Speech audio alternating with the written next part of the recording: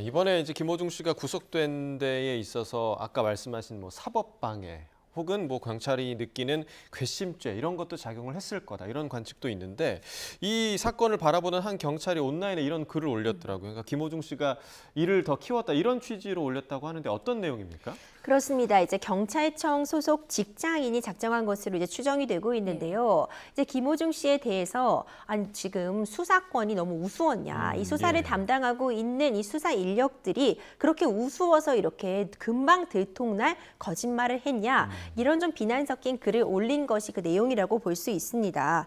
사실상 시간이 지나서 음주 측정 수치가 당장 그 모면을 했기 때문에 안 나온다고 해도 요즘 같은 곳에서 CCTV 어디나 있잖아요. CCTV를 통해서 유흥주점 같은 부분 드나든 경우 다 확인이 가능하고요. 예. 그날 그 결제 내역 영수증 확인하면은 어느 정도 술이 주문이 되었는지도 확인이 가능합니다. 동석자들을 불러서 물어볼 수도 있는 것이고 아무리 차량 블랙박스 SD카드 없앴다고 해도 다른 차량에 있는 SD카드 블랙박스들을 확인하면 그날의 동선들 확인이 가능하잖아요. 이런 부분을 비꼬면서 지금 너무 안일하게 대처한 것이 아니냐. 오히려 앞서 말씀드렸던 것처럼 깨끗하게 이미 지금 음주 상태에서 운전대를 잡은 것만으로도 굉장히 중범죄이고요. 비난의 가능성이 높다고 볼 수 있지만 이렇게까지 사건이 커진 거는 이제 수사기관을 너무 쉽게 본 것 아니냐. 이런 좀 비난의 글을 남기기도 했습니다. 예, 방금 보셨던 그 글의 마지막에 돈 많이 써서 고용한 변호사가 옆에서 알려줬을 거 아니야. 이 부분도 좀 있었는데, 그러니까 저도 이 부분이 좀 궁금하더라고요. 변호사가 분명히 법적인 조력을 했을 텐데 왜 사건이 이렇게까지 커진 건지 어떻게 좀 보세요? 저도 참 그 부분이 의아스러운데요. 근데 일종의 이번 사건 같은 경우 음주운전을 했습니다. 근데 음주운전, 이 당시에 이 상황을 모면하기 위해서 인터넷 같은 부분에 검색해 보면요.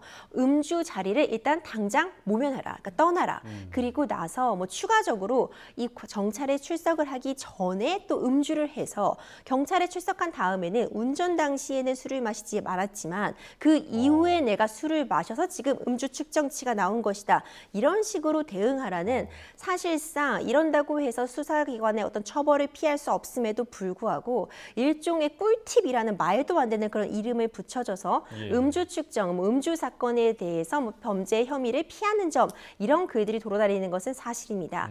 그리고 실제로 여러 음주 사건에서요. 이렇게 특히 가족을 통해서 많이 벌어지는데 운전자 바꿔치기를 시도하는 정황들도 종종 발생은 하고 있거든요. 하지만 전 이번 사건을 통해서 음주 혐의 괜히 그 당장의 상황을 모면하려고 했다가는 정말 더 큰 일을, 더 큰 범죄에 연루될 수 있다는 점을 좀 확인해주는 그런 경종을 울린 사건이 아닌가 이런 생각해보게 합니다. 혹을 때려다가 혹을 더 붙인 격이네요. 그야말로. 자.